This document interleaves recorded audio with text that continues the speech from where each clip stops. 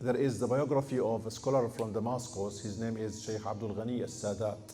The author mentions that he wasn't really famous, and he authored a few books, but his books did not really reach far and did not benefit many. And the author attributes this to the fact that this person was not given fame, his books did not benefit people, because he authored the book proving that the parents of the Prophet ﷺ are in fire.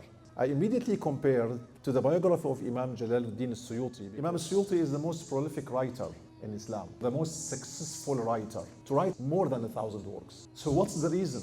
Why all this great success? Imam al-Suyuti wrote 10 works, 10 different works proving the parents of the Prophet ﷺ are believers in Al-Jannah.